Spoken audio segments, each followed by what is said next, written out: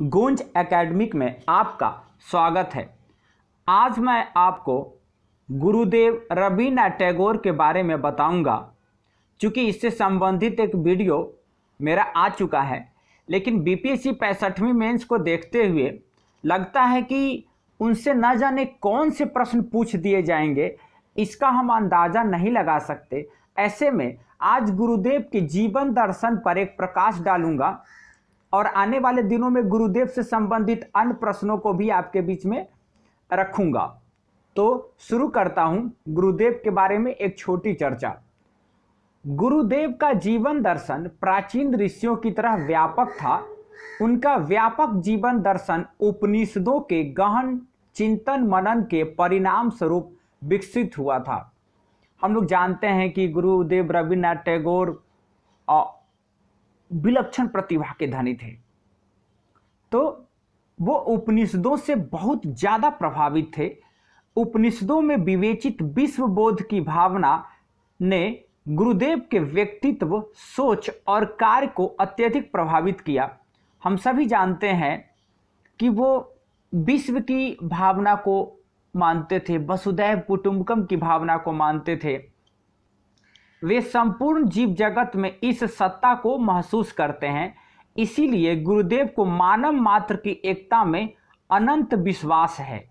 उन्हें विश्व की बाह्य विविधताओं के मध्य एकता नजर आती है।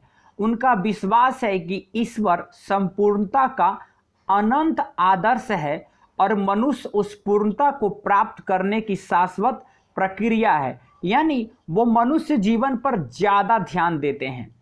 एक और अनेक का मिलना तथा बाह्य का आंतरिक से समन्वय, इन दोनों के बारे में गहन सोच तथा इन्हें जीवन में प्रयुक्त करने हेतु व्यवहारिक मार्ग की खोज गुरुदेव के जीवन का परम लक्ष्य था।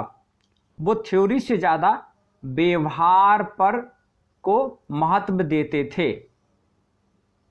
टैगोर के जीवन दर्शन में मानव करुणा का महत्वपूर्ण स्थान है। वो मानव के प्रति बहुत करुणामयी थे। वे भारतीयों की गरीबी से अत्यधिक द्रवित हो जाते थे, क्योंकि उस समय भारत में बहुत ज़्यादा गरीबी थी। आज तो कम है, लेकिन आज जो कम है वो भी बहुत ज़्यादा है। तो उस समय कैसी स्थिति रही होगी हम अंदाज़ा लगा सकते हैं। इसने उनकी जीवन दृष्टि को व्यापक रूप से प्रभावित किया। गुरुदेव के व्यक्तित्व का दूसरा पक्ष भी अत्यंत महत्वपूर्ण था। उन्हें मानव की निर्णय लेने एवं उसे क्रियान्वित करने की इच्छा शक्ति पर दृढ़ विश्वास था। उनका मानना था कि हम जो भी नव निर्माण करना चाहते हैं, उसमें व्यक्ति या समाज किसी के भी आत्मसम्मान को ठेस नहीं पहुंचना चाहिए तथा ऐसा कोई कार्य नहीं चाहिए जिससे जीवन के आध्यात्मिक और सांसारिक पक्षों में दुराव हो, यानी आध्यात्मिक और सांसारिक जो पक्ष हैं उसमें दूरी हो। हम लोग आजकल एक दूसरे के आत्मसम्मान को बहुत ज़्यादा ठेस पहुंचाते हैं। हमें मालूम नहीं रहता कि हम क्या बोल रहे हैं। रवीन्द्रनाथ टैगोर उस समय हमारा ध्यान आकर्षित कर रहे हैं कि हम लोग एक दूसरे के आत्मसम्मान को ठेस ना पहुंचाएं। अपने निबंध द पोएट्स स्कूल में गुरुदेव ने लिखा, मानव इस संसार में इसलिए नहीं आया है कि वह इसके बारे में सारी सूचनाएं एकत्रित करे तथा उसे अपना दास बनाए। वह इसे यहाँ अपना घर बनाने आया है। वह यहाँ जीव मात्र का सहयोगी और वसुधा का पूजक बनने आया है। वो प्रकृति को बहुत ज़्यादा प्रेम करते थे। प्रकृति के प्रति उनका बहुत ज़्यादा लगाव था। मनुष्य जो अपने आप को मशीन बना लिया है, वो इसके विरोधी थे। वो ये बोलते जरूरी नहीं है कि आप सब कुछ मनुष्य करे, सब पर नियंत्रण स्थापित कर ले। वो इस प्रकृति को भी समझे, वो उनका ये कहना था। वह यहाँ प्रेम, कलात्मक रचनात्मकता तथा आनंद के द्वारा अपनी इच्छा को पूर्ण करने आया है। गुरुदेव की दृष्टि में इन सबको जीवन के प्रति संपूर्ण उपागम को अपनाकर पाया जा सकता है, न कि आंशिक विकास एवं स्वार्थ के द्वारा। टैगोर को मानव की क्षमता में पूर्ण विश्वास था। उन्होंने व्यक्तित्व के सामंजस्यपूर्ण विकास पर बल दिया।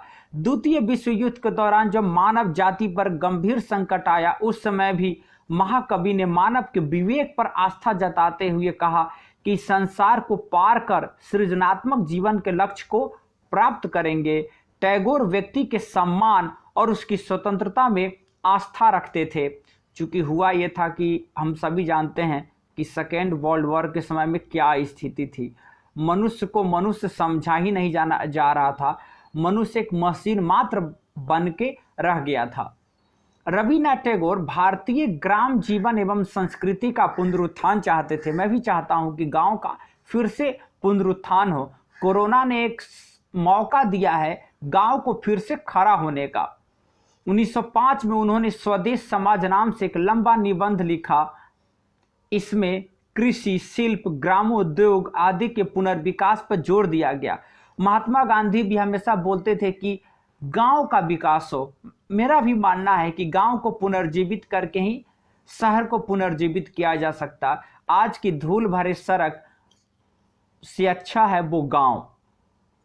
स्वप्रबंधित समाज के निर्माण पर उन्होंने अत्यधिक बल दिया। इस संदर्भ में गुरुदेव के प्रयासों की सराहना करते हुए महात्मा गांधी ने कहा, उन्होंने भारत की निर्धनता का कारण समझा तथा इसे कैसे समाप्त किया जाए, इस संदर्भ में उनके पास पैनी दृष्टि थी। इस कार्य हेतु उन्होंने सबसे अधिक बल शिक्षा पर दिया, न केवल बच्चों की शिक्षा बल्कि प्रौढ़ों की भी शिक्षा।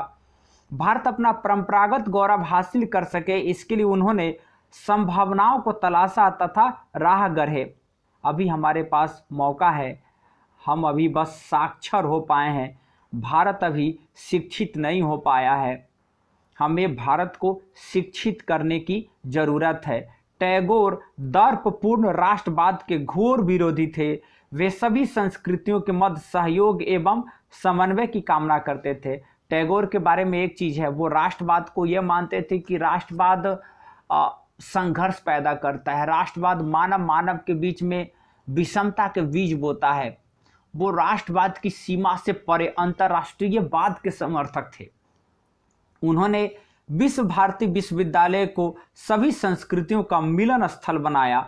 आज भी वो विश्व भारती विश्वविद्यालय चल रहा है। इस विश्वविद्यालय का ध्येय वाक्य यत्र विश्वम भवेत्य निरम टैगोर के आदर्शों को परिलक्षित करता है। वास्तव में गुरुदेव एक विश्व नागरिक थे और वे मानव को उनकी क्षुद्र सीमाओं से निकालकर उन्हें वसुधैव कुटुंबकम की भावना से ओतप्रोत करना चाहते थे। अभी मैंने गुरुदेव रविन्द्रनाथ टैगोर के जीवन दर्शन पर एक छोटा सा प्रकाश डाला है। आने वाले दिनों में रविन्द्रनाथ टैगोर पर अन्य भी बहुत सारी चर्चा को जारी रखूंगा। आप अगर इसको बहुत अच्छे तरीके से 4-5 बार सुन लेते हैं और पढ़ लेते हैं तो आपके एग्जाम में इसमें से जो कुछ पॉइंट याद रह जाएंगे वो बहुत काम आएंगे। जय हिंद, जय भारत।